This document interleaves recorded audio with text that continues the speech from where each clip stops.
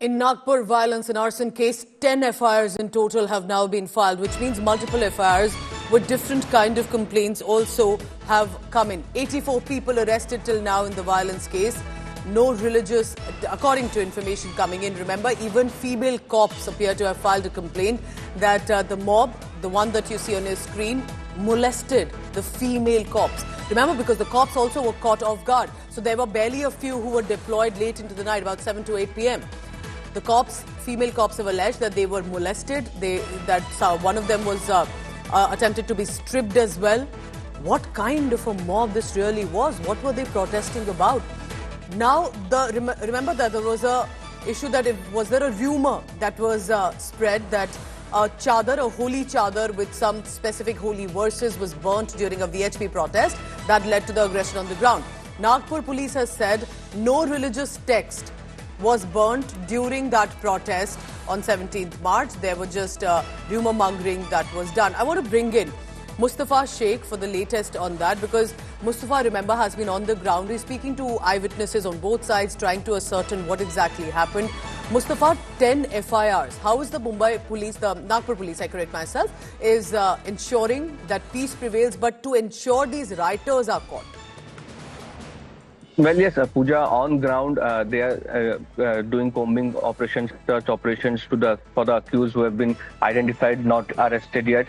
The other important factor is the role played by social media and analyzing the posts which were made. As we rightly said, that Nagpur police has come to this conclusion that there was no religious text on that chadar or piece of cloth which was used during protest of Bajrang Dal and VHP, and that was the pretext to basically influence hate or motivate hate against the police, and this violence and riots after that had taken place. So which were the specific accounts, whether there are only Indian accounts or accounts outside India, which specifically raise this false narrative based on rumor, after which this thing has happened. So social media on ground, and also you can say that the other factor for Nagpur police is to see when they are in a position to lift the curfew which has been placed in the jurisdiction of 10 police stations, because there are many shops which are affected, many businesses which are affected due to this shutdown. So these are three things which Nagpur police is working on. Social media has been of big focus, and that's why they have said that whatever analysis they have done, religious leaders they have consulted, there is no specific religious text was written on that piece of cloth or chadar which was burned during the protest. Back to you. Something should have been done by the police and the administration earlier to take religious community leaders in confidence. They did not anticipate the violence that will come out, but the fact is, the police needs to set a benchmark, law and order, irrespective of any community, any group. This mob violence cannot be permitted. Just imagine the fear by the families who were residing in these residential areas, women and children huddled in their home, when a mob just went on rampage, arson and violence, and now cops, female cops, alleging they were molested too.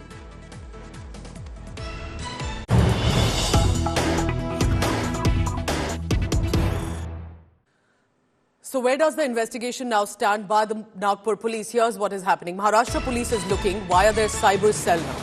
They're investigating the kind of social media posts, inflammatory content, which means they've identified over 140 posts and videos. What does that mean? Maharashtra Cyber Cell has identified and reported over 140 objectionable content which could have been provocative in nature, including posts and videos across social media platforms that could have incited communal unrest. These videos and posts were found uploaded on social media sites, Facebook, Instagram, YouTube. The Cyber Cell is now investigating this. They're looking at what kind of posts and, importantly, who was pushing it. What handles were pushing, what kind of content that could incite violence. Just think about this. In the afternoon, some Hindu groups protesting in different parts of Maharashtra against Aurangzeb, burning effigy and more. By evening, it appeared, by 7-8 p.m., aggression shown by this mob primarily, where we can see some members of the Muslim community who've come forth indulging in full-on arson and violence. Many have been detained as well. As Mustafa Sheikh, my colleague, continues to be with us, Mustafa, tell me this, that do you think now Cyber Cell's role is going to become significant? There are CCTV, there are other digital evidence. How is the Cyber Cell coming into this investigation when we talk about the Nagpur March 17 violence case. Well, Pooja, what police believes is that this crowd which had gathered, whether it was really spontaneous or somebody had instigated. If somebody had instigated, so who are those people who can mobilize such a mob to such an extent, which also had hardened criminals in them because the way they have behaved with senior police officers and women police officials. So these were people who would not stop at anything. So a common link or a key person, influential person, who was that person? Was there any funding or anything, any organization which is involved? So for these things, the police will have to go to the root cause of this entire gathering, illegal gathering, which had taken place, and hence, of course, the arrests have been made, but also they are trying to analyze the social media posts, from which country of origin those social media posts were made from, who are the people who have made this social media posts, whether they have made similar such inflammatory posts before.